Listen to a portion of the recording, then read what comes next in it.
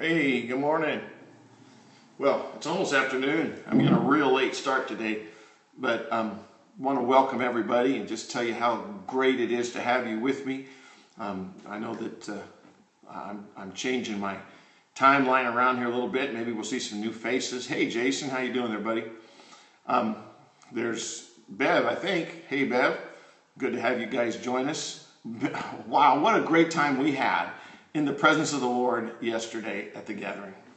One of the things that the Spirit spoke to us during the service was that He would not take us, and He could not take us into the deeper things of God if we were content with where we were.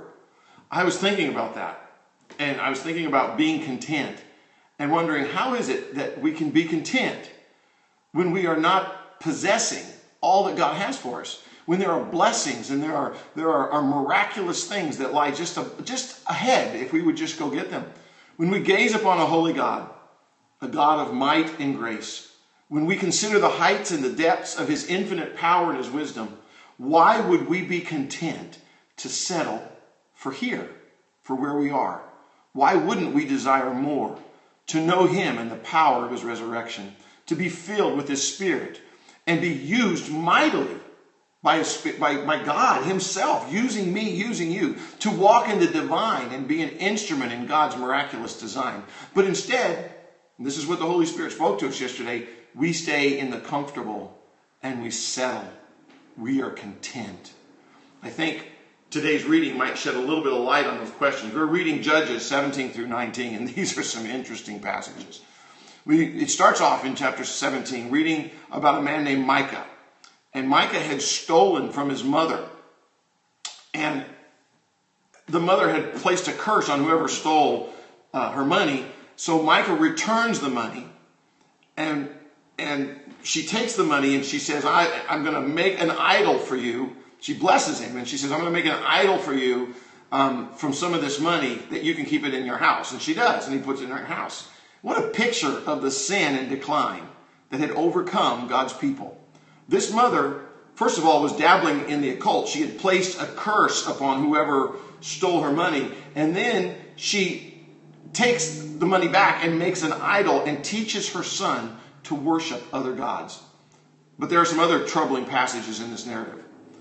Both Micah and his mother refer to the Lord, Jehovah. For example, when Micah returns the money, she says, the Lord, Jehovah, bless you, my son. Micah comes across a Levite priest after he has this idol in his house. And he hires this Levite priest to come into his home and be his priest with his idol. In essence, Micah was putting a Christian feel to his idolatry. So often God's people are guilty of exactly that. We want to do what we please. We want to serve dead, powerless gods, but we want to call it Christianity. In chapter 18, Micah's idol and priest are stolen by a rogue band of Danites. Now, these are another tribe, actually it's a portion of a tribe of some Israelites that are living in rebellion. And Micah and his neighbors chase them down to confront them. And this brings us to the verse that I would like to examine today just a little bit deeper. Judges 18:22 and through 24 it says, And when they had gone some distance from Micah's house, the men who lived near Micah were called together and overtook the Danites. As they shouted after them, the Danites turned and said to Micah, What's the matter with you that you called out your men to fight? And Micah replies, You took the gods I made and my priest and went away. What else do I have? How can you ask, What's the matter with you? The gods I made? You took my priests for the God I made? When God's people decide to make their own God, and hire a priest to make them feel good about it, we are living in a dangerous place. It's a place called contentment. We can be satisfied with a God of our own making. A God that doesn't demand too much of us. A God that makes us feel comfortable. A God that blesses us and doesn't require holiness. A God that leaves us in our sin and we don't feel any conviction.